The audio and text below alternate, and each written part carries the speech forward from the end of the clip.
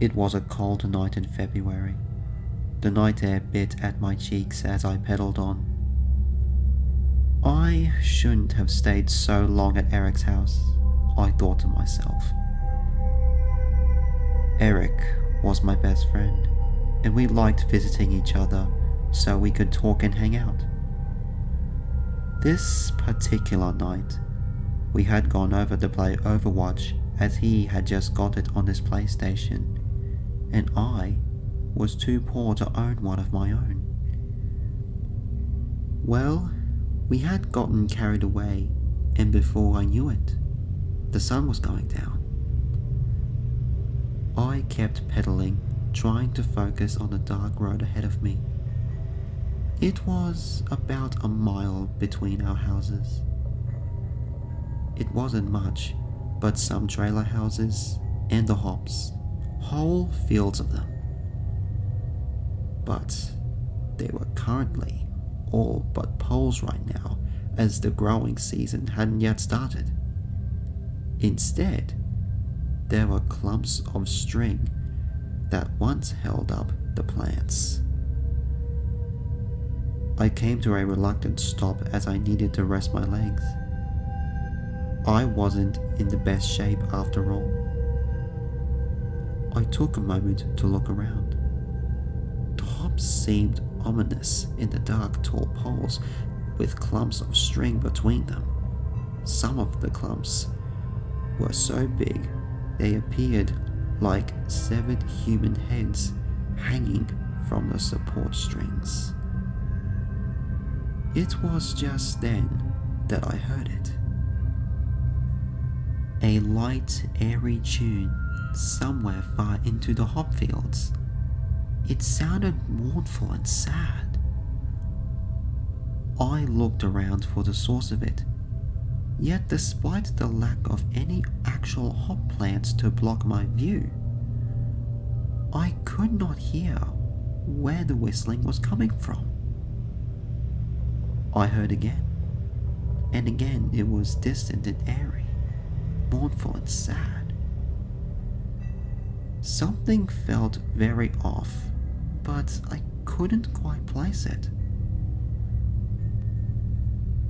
I don't know why I decided to do it, but something deep down compelled me to whistle back.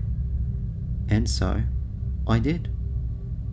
I mimicked the airy, mournful tune, watching as my breath came out like smoke. There was a slight pause before I heard the tune again. It was still airy and mournful, but something was wrong. It sounded closer. It wasn't obvious at first, but in a closer listen, the tune was definitely closer. I got a sudden chill down my back as the wrongness of the situation filled my mind. Then I heard it again. It was even closer. So close, in fact, that I thought I could even place the direction it came from. I looked to my right and nothing. I could still hear the whistling coming from that direction, but I couldn't see anyone. All I saw was a large clump of strings in the distance, swaying lazily in the breeze. As I looked at that clump, I got a very bad feeling. My brain was screaming every second that I gazed upon that clump. As I heard the whistling get closer, I could have sworn I saw the clump move. Slowly and sluggishly, the clump appeared to almost glide through the air and come closer. I had enough and immediately hopped on my bike. I pedaled furiously, doing my best to get home as fast as possible. But again, my years of poor health decisions caught up to me, and I had to stop lest I pass out. I ground to a halt and listened, trying to calm my furious panting. At first, I heard silence, and then my heart sunk. The sad tune echoed out once more. It was still on my tail, and it sounded close. I looked into the hops, and this time I saw it. It was the same clump, and it was definitely moving, and faster now. I was still tired, but I had to keep going, so I jerked my bike up once more and pedaled for my life. The adrenaline coursing through my veins did a little bit of help, but not by much.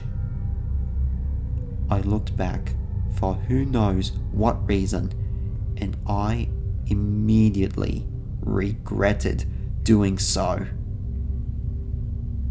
I saw what it was. It wasn't a clump of strings, but a human head. What I thought was strings was actually matted black hair. I turned back around, not wanting to see more. I felt my spirits rise a little as I saw the entrance to my road. I quickly turned it down, but I could still hear the head whistling sadly behind me. It was close. Too close. As I made it to my driveway, I dropped the bike, not caring to bring it inside. I quickly rushed up the steps and opened the screen door. I locked it just in case. I fumbled around trying to get out my spare house key. I would periodically bang the door and yell, "Mom, open up please!" But I received no reply. She must have been sleeping. I heard the whistling fast approaching. I saw the head. A mess of long jet black hair that obscured the face of the monster. I continued to frantically look for our spare key.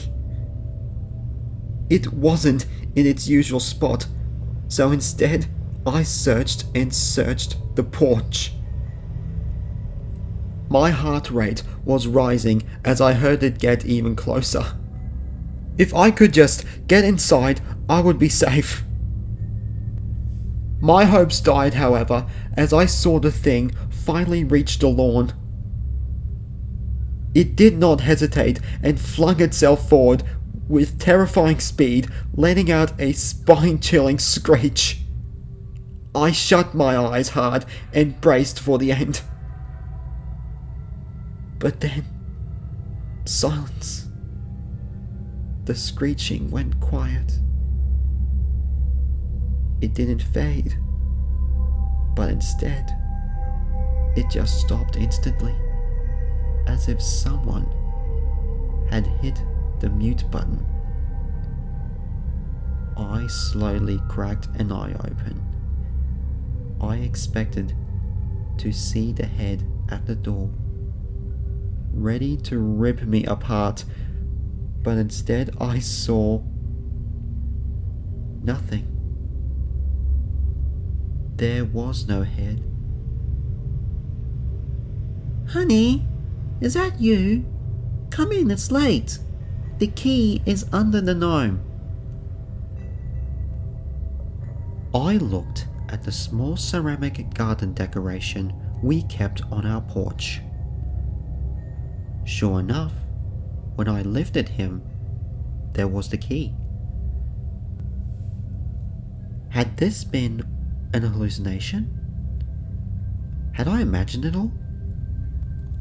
I laughed quietly to myself. Must have been some weird I was cut off by a sound. A sound that made my heart drop. A soft, airy, and mournful tune, and it was coming from the other side of the door.